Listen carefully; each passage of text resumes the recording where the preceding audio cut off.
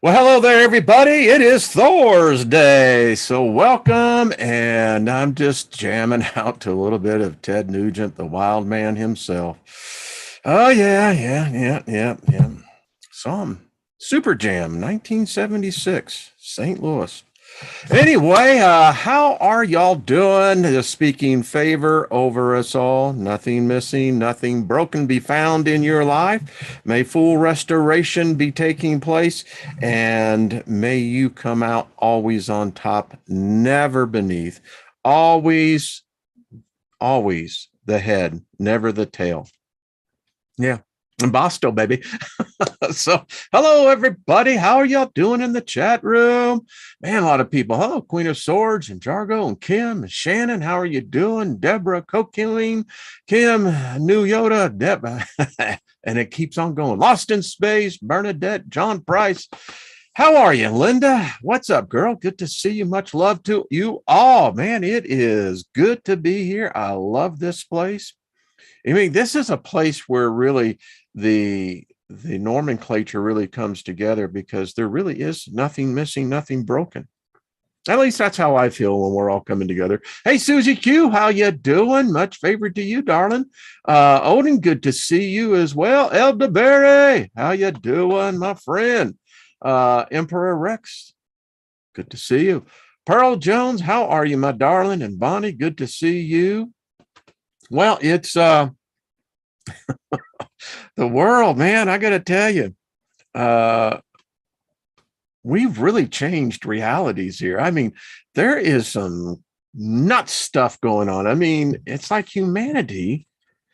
Wow, at least a segment of it have, either they're not human, either they have been a victim of the pod people, body snatchers, or these are just flat ass aliens masquerading as humans. Because there's some crazy crap going on out there. There is no doubt, folks. I got to tell you what. Hello, Divine Empress. How are you, my love? Julie, good to see you as well. There's just some strangeness afoot. We were walking yesterday, and I'll finish this out in a second. There's some weird stuff. That's all I got to tell you. Suzanne, what's up? Good to see you. It's been like that for me since. Yeah. And I think reality did change. I think it really did. You can go in the archives. I think there's like it's 1,000 plus back there, but go back there. Remember, y'all, when I did that show, I think it happened on November 9th. I really do, 2016. Because nothing resembles what it was when I was growing up. I'm still growing up. But I got to tell you, I've been around long enough to go, no. This shit would have never been allowed to take place because common sense was apparently an attribute that many humans have lost today. But no, something's changed. So in my collecting my collection as well, and it's getting pretty cool. There's some stuff I'll be showing you, but so I got these are, as you can see, aura goggles. And so you put these on, preferably when it's in a very dark place. And so I followed the instructions, sitting in a darkened room, just, with some ambient light coming from another room. And it takes a while, but this is some weird stuff. And I know it's just, a lens. I get it. Got it. But here, I'll try to show you how this lens works. I mean, it's, give me a second here as I take it apart. Oh no, man, you're taking it apart. Yeah. Oh, yeah. Yeah. I want to do that. So I don't know if y'all can actually see that. And it does this reverse thing. Can you see that? It's very strange. And so it has a weird effect on the optics, and this is how you see it. And if I can get it right, you can see me, but you really have to. There I am. Is that strange? The Twilight Zone. And now my camera is freaking out, going, "What the hell was that?" Yeah. Yeah, I know. So anyway, light, strange stuff, isn't it? Imagine if we could see in all of the spectrum. When I was growing up, I think this was like 1959, 1960. There was, that was when all the horror movies were like the big thing in Hollywood. And I think that it's a great B-rated flick. So if you want any of these, go to Ghost Hunters Equipment and they'll take care of you. And anyway, it was the man who had x-rays eyes, and it was about this dude. And anyway, he gets these eye drops and he has x-ray vision. And they kind of carried that out in Superman when they made the remakes of it here, when one of the people that come from Krypton came into the earth and looked through our sun, and it just overwhelmed them. Their vision was whacked out. So anyway, let's see. What's happened? Hey, Chris, what's up? Good to see you. Hello, Harry. Good to see you. When you find your surroundings filled with darkness, look again. There you are. You are light. That's the thing about these glasses. We all put off an aura. And I don't know what your aura looks like, but mine kind of has this, and the glasses make it a little bit weird, but who knows? Chloe, what's up? Good to see you. So, Colleen, good to see you. Hello, welcome. Go, what's up? So, Mary Wins, how are you? Off the Grid Prosperity. Boy, that is a handle that resonates. Way to go. Welcome. Good to see you. Kathy, hello. And hello, Jenny. Good to see you as well. So, cheers.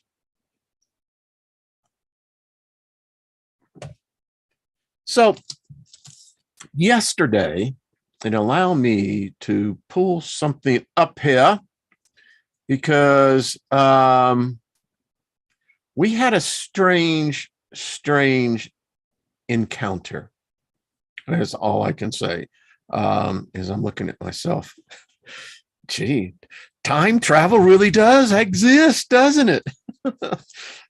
Doc Brown kept telling us, yeah. Hey, John Price, what's up? His aura is purple. Mine was this.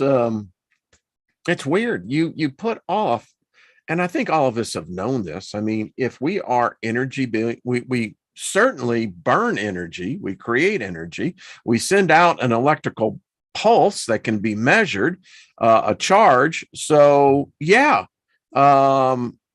if energy would light be energy? Interesting question. I think it is. At least I would say that in my reality. So anyway, my point is, if I am generating a electrical charge that can be measured, there should be light. Photons should be involved here somewhere. I'm just saying. And I'm not insane. My mother had me tested. Seriously. No bullshit. It really did. So, hey, Project Skyfall, good to see you. Kirk Plain, good to see you as well. Light is radiation. There you go.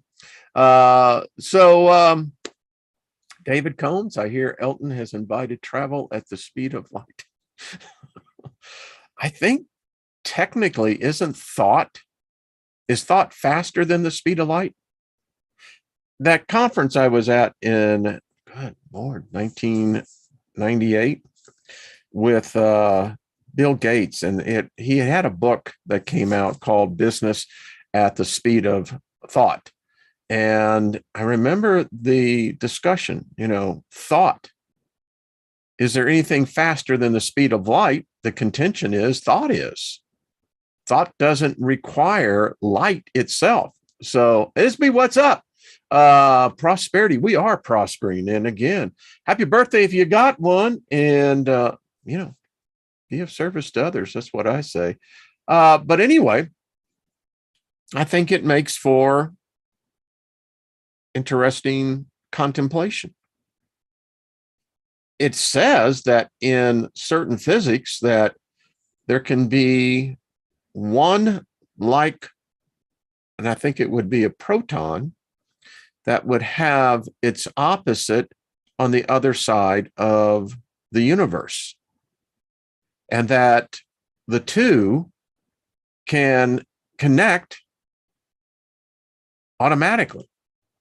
So if you're able to connect from one side of the universe to the other, in which they estimate it's 13.8 billion light years old. So they say, I contend, I don't think we really know. It's just like we guess in so much, and then we call it fact.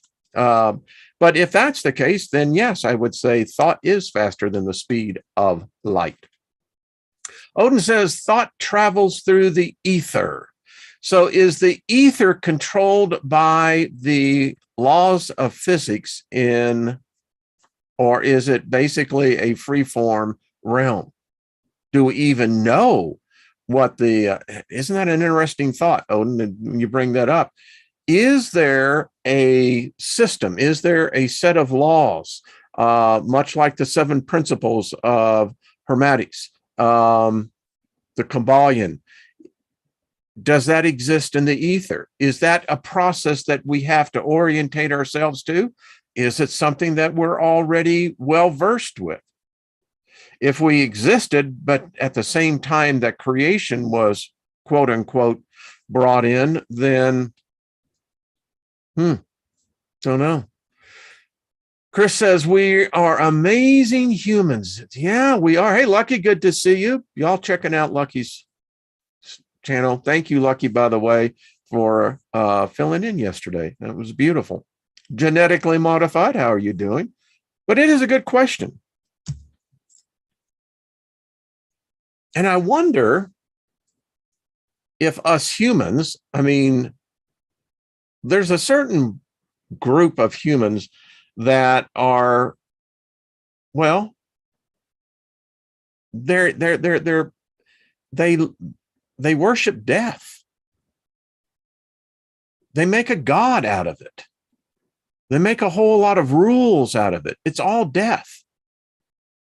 I can say this sincerely. I have not come across a theology, a philosophy of any kind that promotes life. Have you?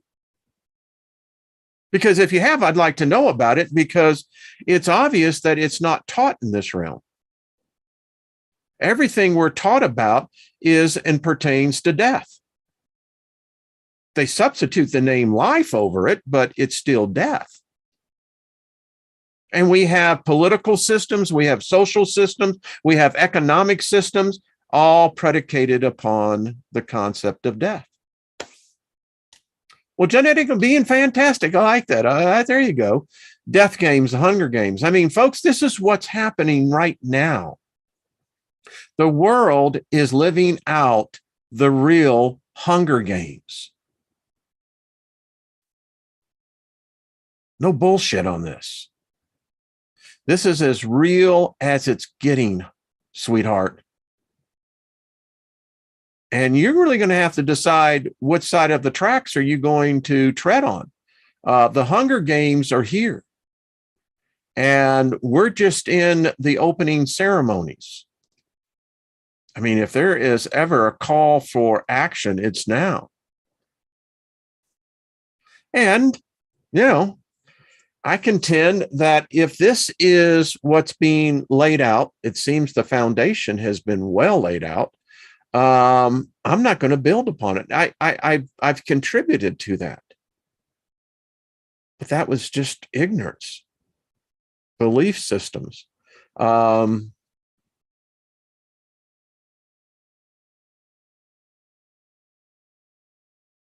Shadow files. It's interesting. We talked a lot about that here. Yeah. I still say, I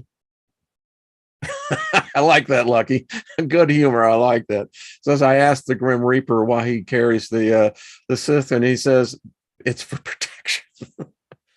I still like Bill and Ted, the second one they did, where, they took death on and beat death. That's what I love. Can death be circumvented? Can death be compromised? Can death be can a bargain be done with death? Death is a spirit, which means death is alive. You can't have a spirit being unless you're now saying that there's a difference between a dead spirit and a live spirit.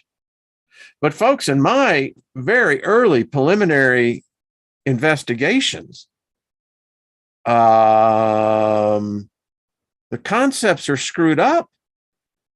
There's a lot on that. And I have to say, I don't think it's on the other side. I think it's right next door. I'm just telling you, there's too many spirit entities to not be alive. Of course, I'm only going on that. It says, what if death is a nice guy like most people hates his job? That's my point. Yeah. I mean, have you ever talked to death? In my days of religion, indoctrination, I was heavily into it. There was a guy by the name of Smith Wigglesworth. Now, his story is an interesting story. This dude was truly in the realm of what we would call the supernatural, way beyond the paranormal, but this was the supernatural realm. And witnesses that were evident of when he was alive in the 1920s in London, couldn't read or write, basically took coal to people's homes. That's what he did. Anyway, I won't get into the religious aspect, but his wife taught him how to read the Bible. And then he had what could only be called a metamorphosis. I've seen it. I think I was on that way, but something inside of me just wasn't going to allow that metamorphosis to take place. Apparently, I have other agreements that preclude any of these that I make here. Hey, Joe, what's up? Good to see you. Dirty jobs, Victor Micro, and death. That's a good one. But getting back to Smith Wigglesworth, his metamorphosis literally changed him. When he came to America in the late 20s, in these huge healing crusades that took place across the world, the United States was the center of this healing.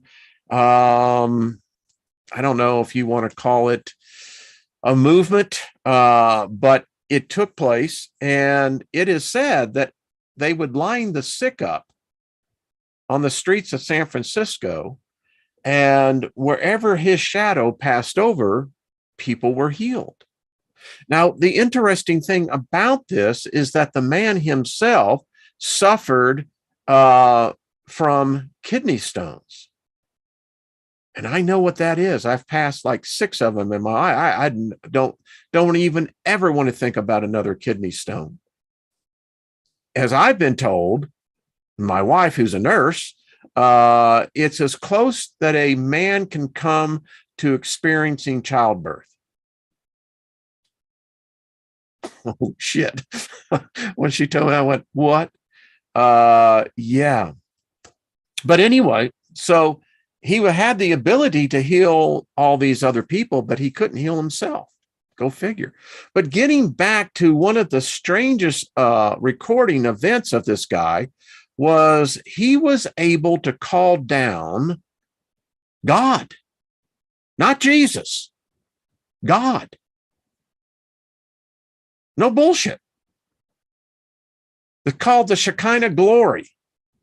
And it is said that no one could be in the room when this cloud manifested.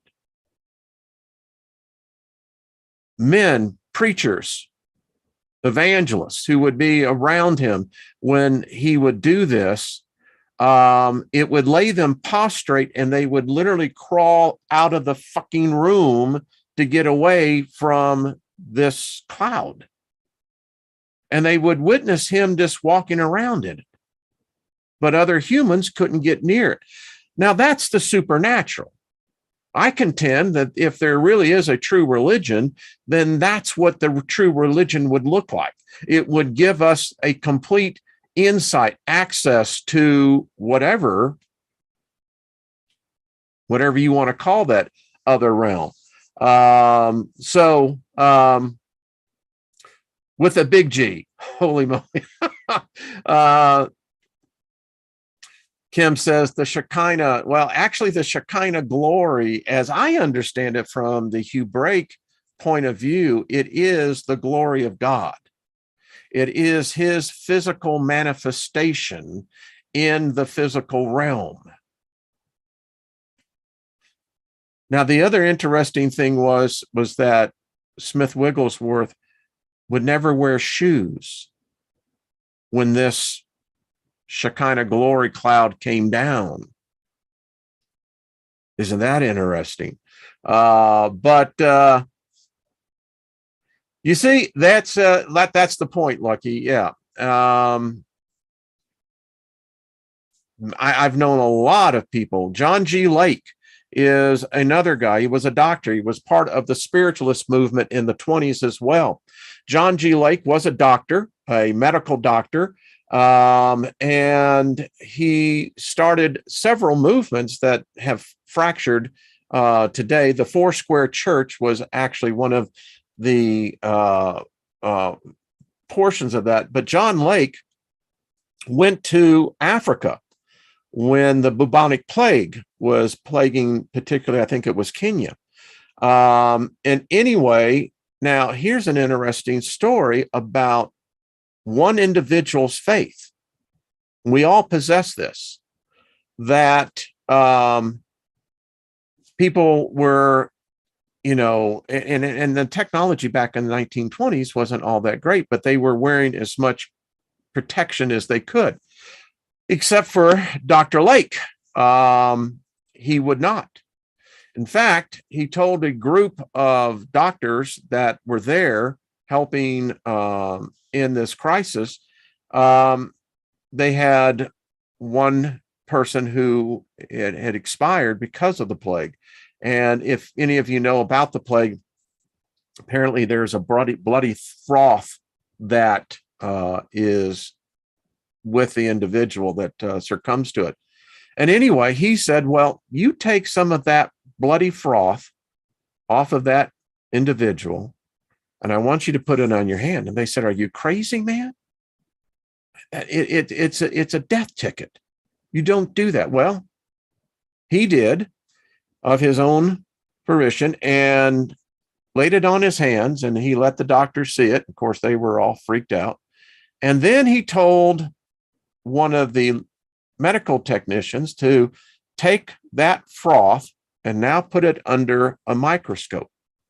And when they did, every living organism in that froth was dead. What's going on here? So there you go. Kind of weird, isn't it? It's these stories. And is it because that these individuals, Catherine Coleman was another one. in the 50s. There was a revival of the healing ministry that took place, and large meetings were taken out in countrysides, and stories of this individual who had the gift. Now, we don't see that today. You don't hear about it. You don't read about it.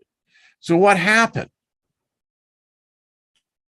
I feel fortunate in one aspect that I was a part of the charismatic revival. It was interesting. It was a great introduction to the occult.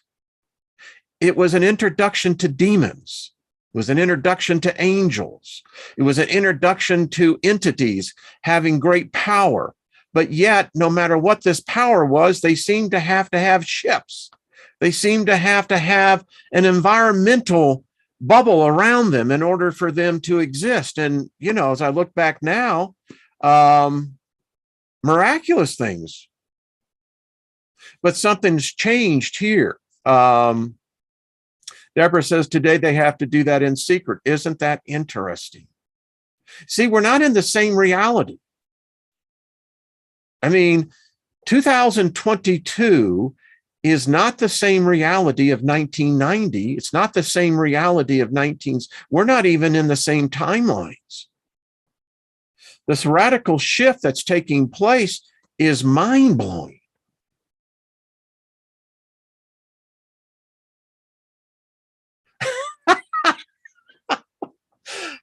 John, that's good. I love this group. You got to have, you know, intelligence is represented by a sense of humor. If you can't laugh and crack a joke, think about it. I love that. John says, bloody froth sounds like the British version of the Milwaukee's best. Milwaukee's best. Yeah, there you go. I'm just reading some of the comments.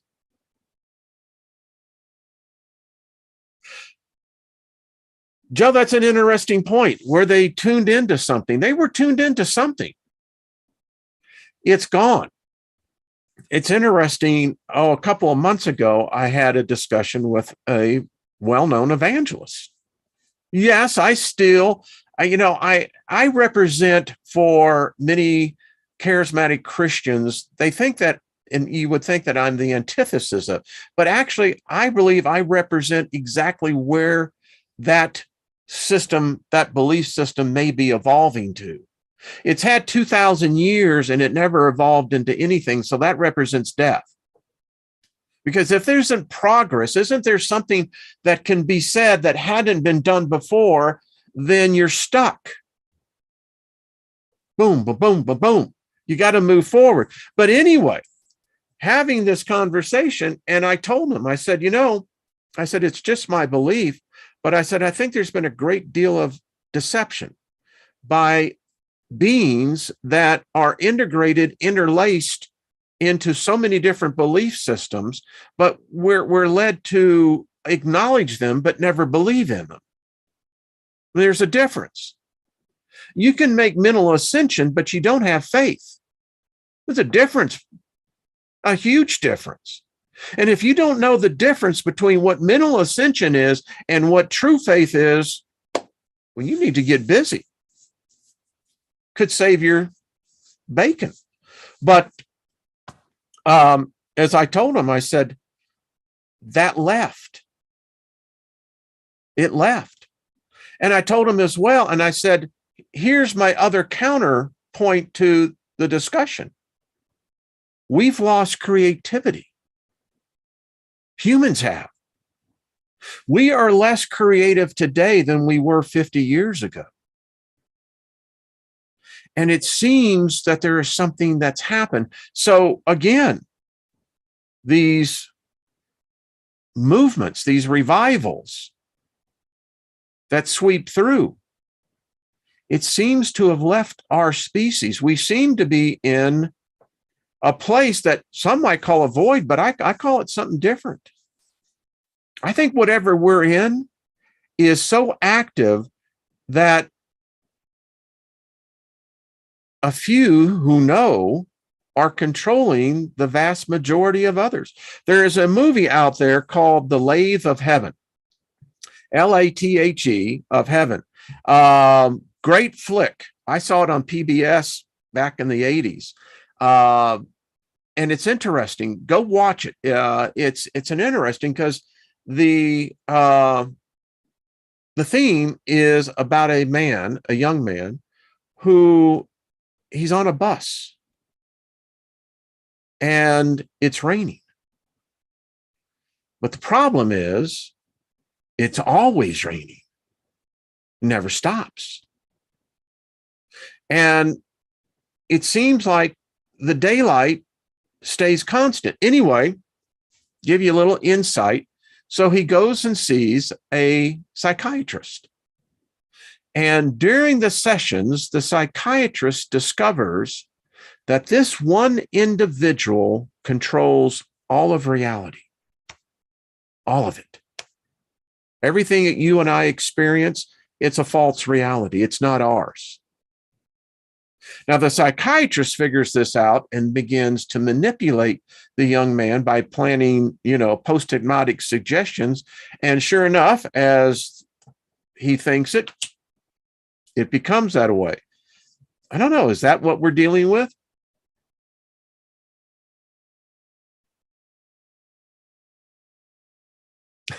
Like this.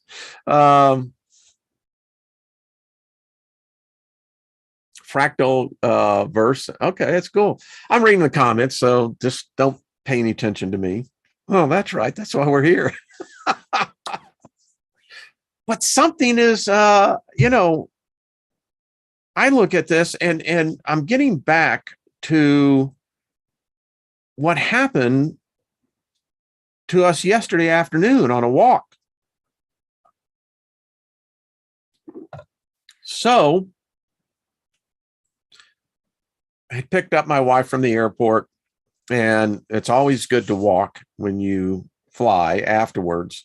And particularly as age continues, but all of these, you swell up no matter what. Just others have the ability, the body anyway. So we're walking. Now, we live in a nice subdivision. And we have an elementary school that's not too far. And where I live in Highlands Ranch is that we got 500 miles of walking trails. Most of them is concrete, some is not. But my point is this. So we're walking. And two kids walk by. Didn't think anything of it. Lynn and I are talking. We got lots going on.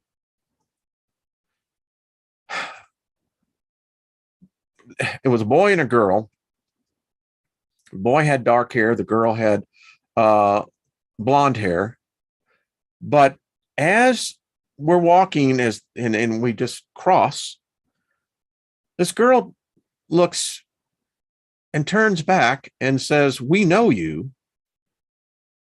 And I turn around. She had no fucking eyes. Black. That's all she said. Lynn, I told her, I said, "Lynn, did you see that?" And of course, when she turned, this is the strange part of it as well. They had gone way further than what the pace of both parties were doing. It freaked me out. And I'm still, you question your mind. You're saying it's something played tricks here. But what she did say was exactly that. We know you. That's all. And so it freaked me out. And again, as we're walking, and eventually they just disappeared. Of course, we're walking, and I told Lynn, I said, I said, I can't, I said, I could not believe what I just saw. I said, I'm not even sure. I said, she had no eyes. They were black. They were solid black.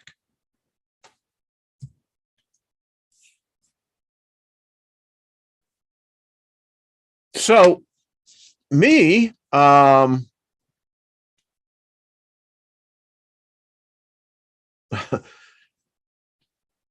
Mindfuck 101 says we were taken over thousands of years ago by a race of beings who discovered two planets. Yeah, I've read that. Yeah, we've talked about that.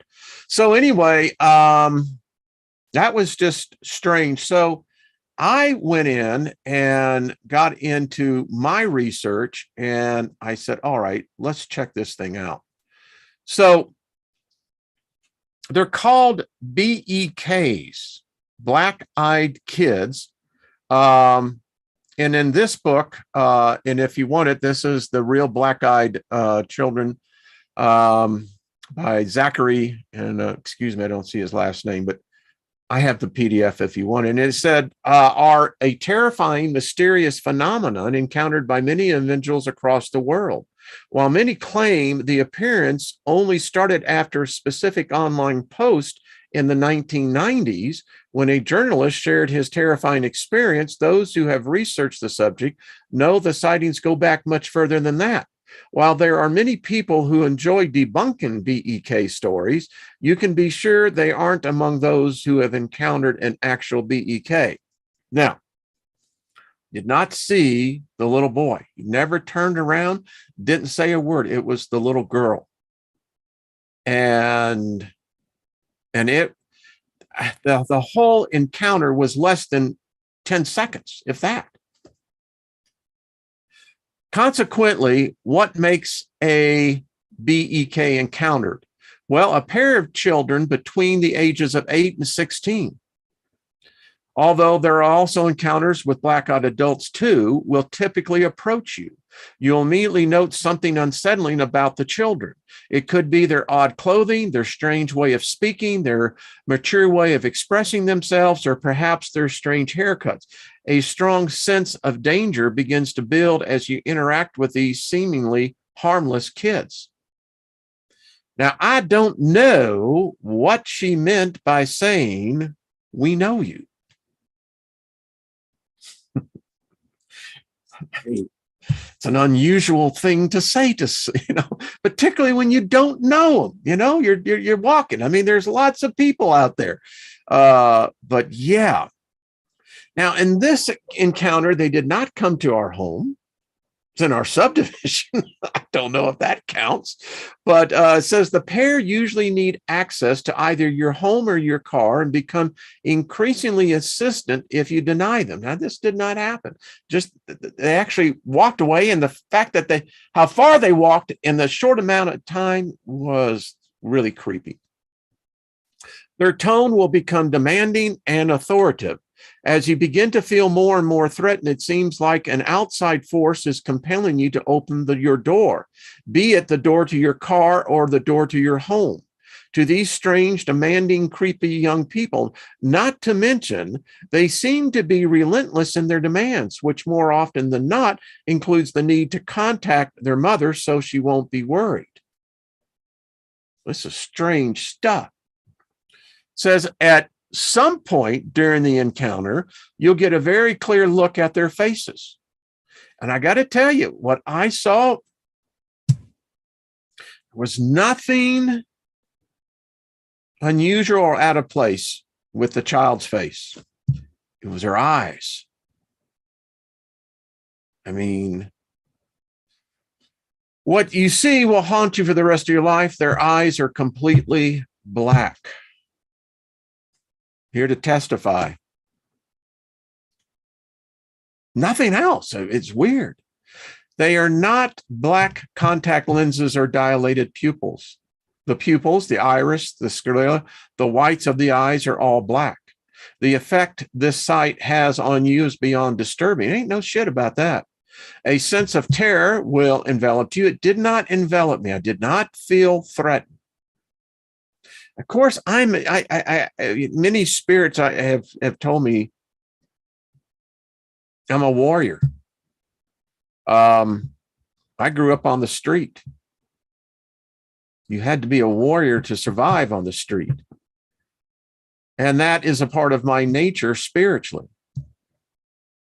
I have no problem if I'm pushed to strike back in the spirit realm.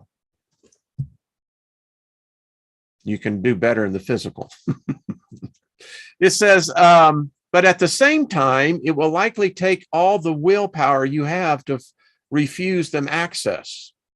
One individual eyewitness you will read about in this book described it as a predator-prey type hypnotic effect, like a frog unable to flee a snake intent on devouring it. I will say this, there was this,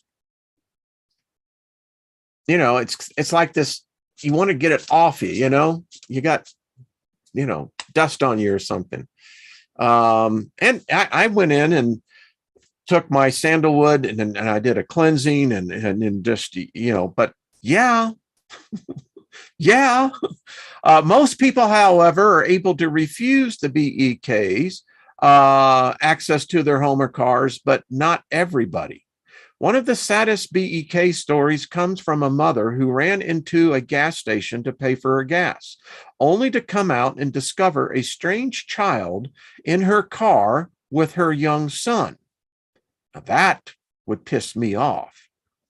As she approached the car, she saw the stranger's eyes, completely black and glinting evilly in the sunlight. That is true. That's what got me there. It's not this opaque matting.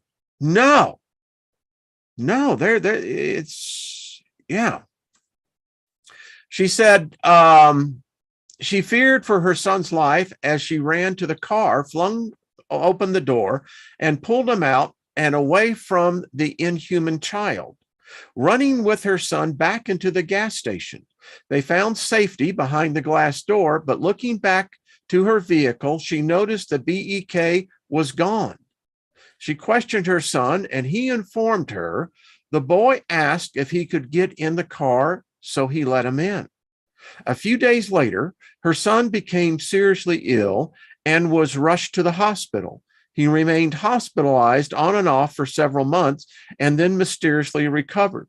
Doctors were never certain about a diagnosis. However, the mother was certain her son's illness was related to the black-eyed child her son let in the car. This group has done, we've done enough studies in the occult, in spiritualism, and in religion itself. Even the thing of the vampire is that the vampire must have an invitation, right? Someone has to let him in. I hear you knocking, but you can't come in. So that's what my best advice is. If there's a knock at the door, and you can't see outside, you just ask who it is. And if they ain't answering, then you say, Another disturbing story depicts the unusual power that a BEK seemed to exert over people. A mother and daughter were cleaning a church. I am going to do a paranormal investigation of a church. You see, isn't it interesting how many demons are in churches? I don't see all that many angels.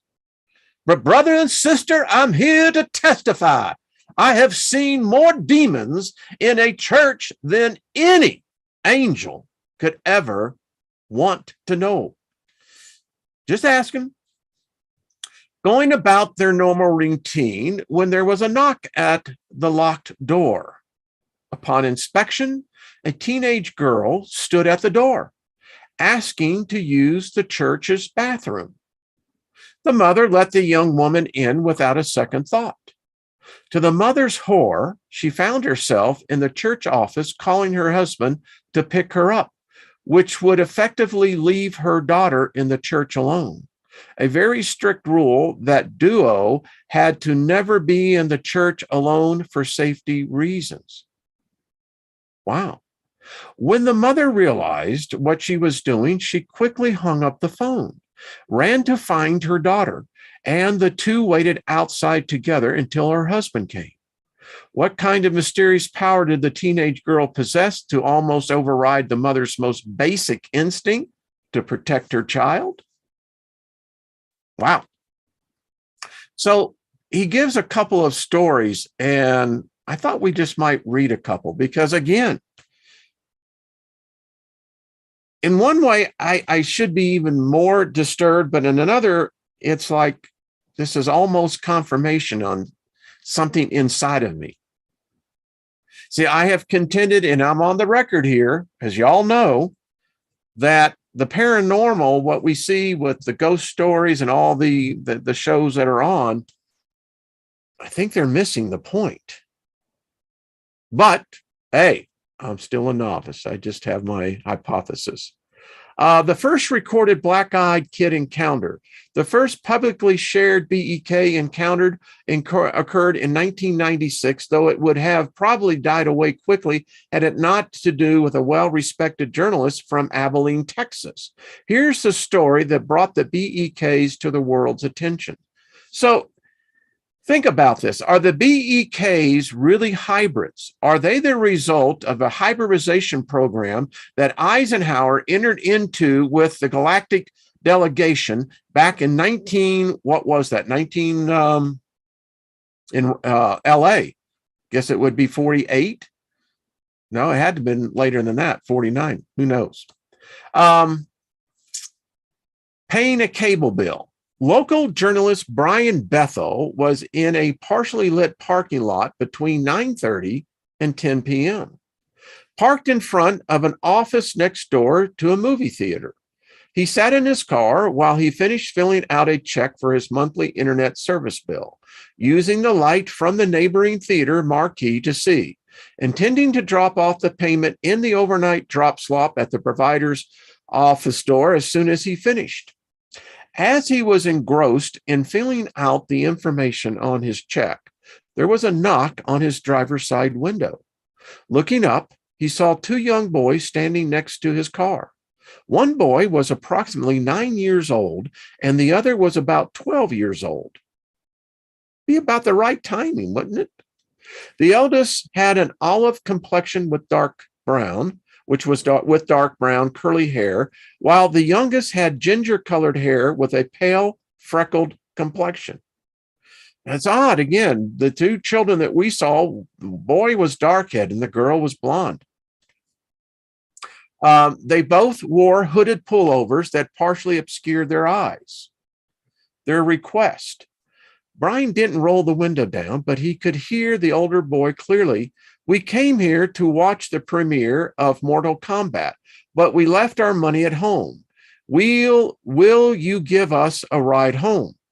He claimed at the time he knew his fear did not make sense, but it was so strong he couldn't ignore it or pass it off.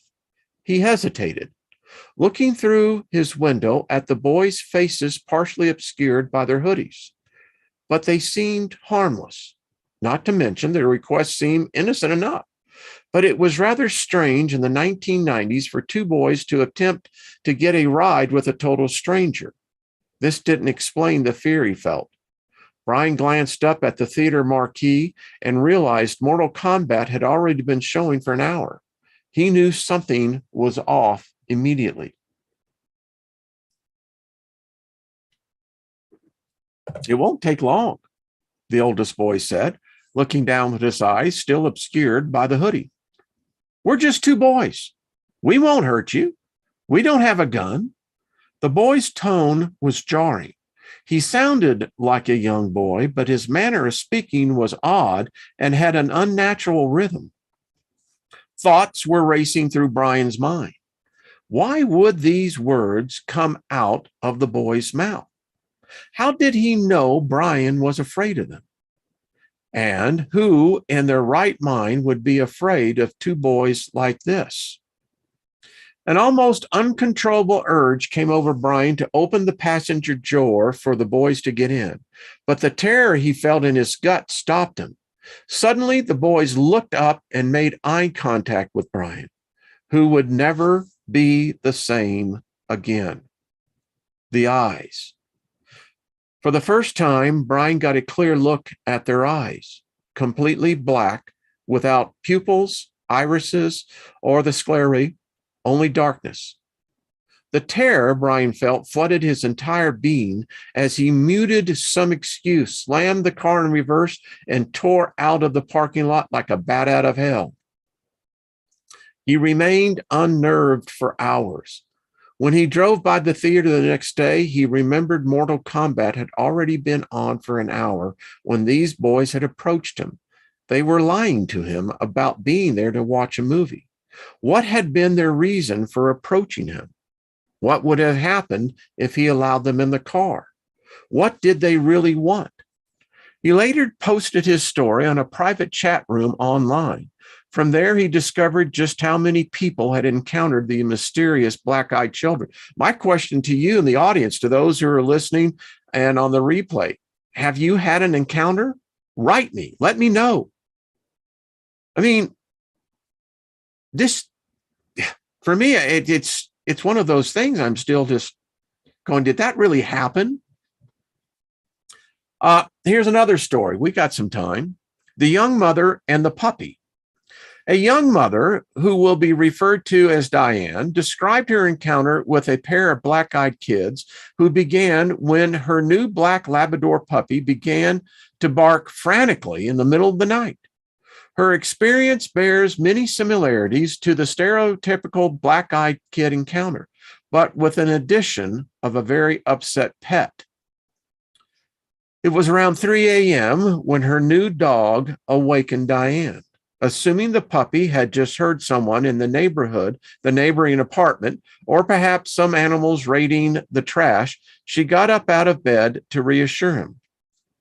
Diane noticed, however, that his barking was directed towards the front door. In what she later admitted was an act of stupidity, she decided to open the door to show the puppy there was nothing to be afraid of. Never open the door. After all, no one had knocked or rang the doorbell. Diane assumed there was no one outside. Know what the word assume means, right? It makes an ass out of you and me. She assumed wrong. As Diane walked closer and closer to the door, the puppy began to growl and snarl even more menacingly. The instant she placed her hands on the doorknob, the dog began to whimper. Diane paused, deciding it might be best to look out the peephole before she opened the door. Duh. While the dog cowered behind her legs, having grown completely silent, she looked through the peephole and saw two young people. One was a teenage girl about 16 with long, honey blonde hair that hung down her back and was cut into blunt bangs.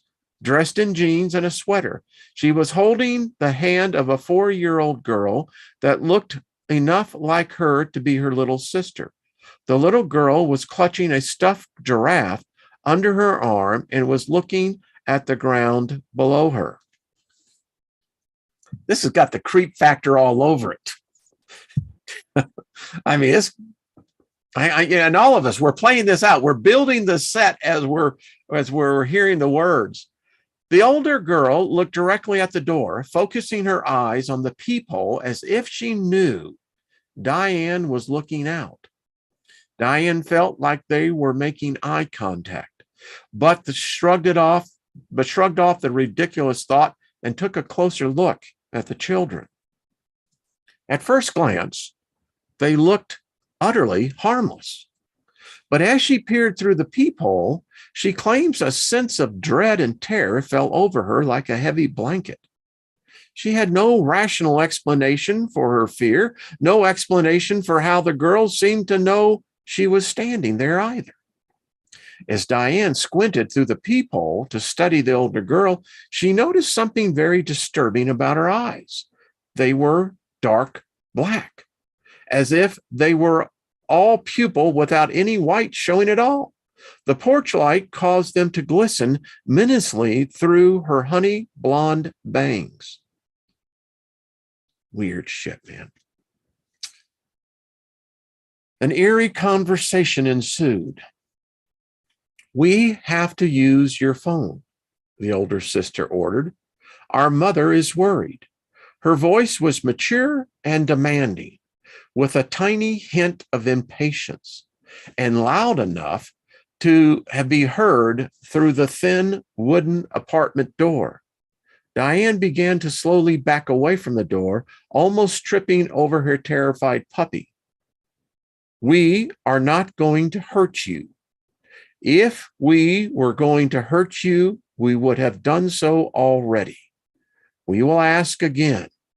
May we use your phone? Her tone was much more insistent this time, almost hostile and rife with irritation. How she did even know someone was on the other side of the door, and how did she sense Diane backing away? Diane said later she felt an irresistible force drawing her towards the door, as if the blonde girl on the other side was hypnotizing her. It took a great deal of effort not to unlock the door and let the pair in, even though every fiber of her being was screaming, "Danger, danger, Will Wappins." Where's Dr. Smith when we need him, right? With great effort, she turned and ran for her bedroom, her frightened puppy right behind her. She slammed the door behind her, picked up her baby, and turned out the lights. Clutching her baby tightly to her chest, she could hear the older girl call out to her one more time, then silence. Her mind began to race. What if she had let them in? What did they want? Who were they? And what were they? The next morning, there was no sign of the girls had ever been there, but the memory remained in Diane's mind. To this day, she is unnerved whenever she hears someone outside her apartment late at night. I bet. All right. We'll probably go on to this later on. Going to try to be on tomorrow. But seriously, if any of you have had an experience, let me know. I'd like to find out. It's weird, man. I mean, I'm sitting here, I close my eyes and I'm reliving that exact, I don't know if it was 10 seconds. I don't know. But it was freaky. It was, and you know, we've lived here a long time. I mean, we have neighbors that we've seen born and graduate high school.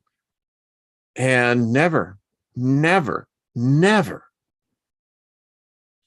don't know. So, Red Herring Media, love to have you on. Let's do a show. If y'all would like to do a show about the paranormal, if you are a paranormal investigator, let me know. I'd like to get into that more. I'd like to have anyone who's had a similar experience. I mean, it's one of those things in your mind. I mean, it's that snippet that just stops and you go, what? Anyway, what can we say, eh? Hey, Nick Bravo, how are you doing? I'm going to get Gary Nicholson back on. Gary, I think is out in California. I'm not sure.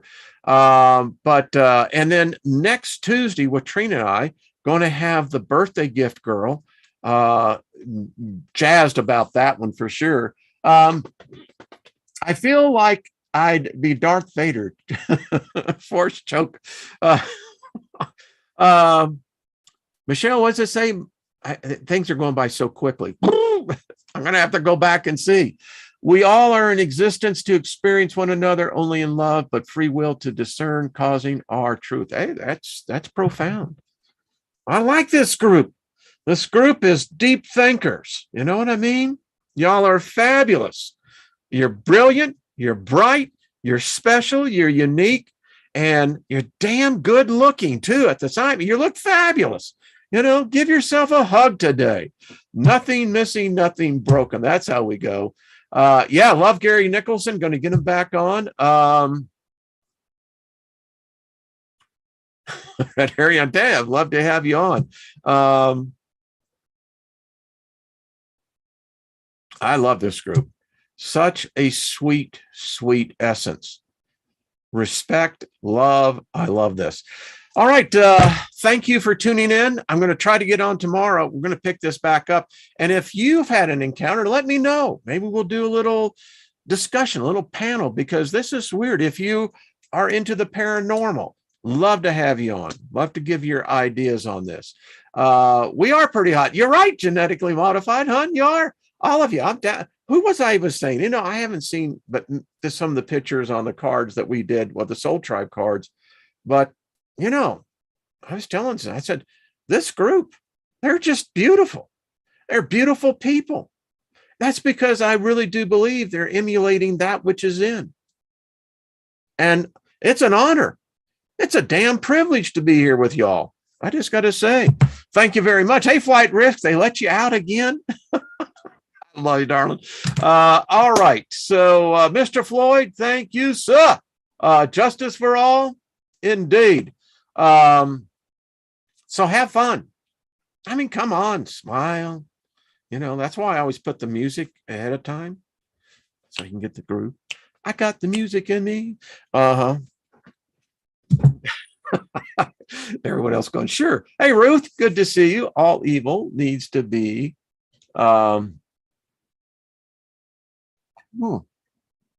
where y'all are welcome. I love this group.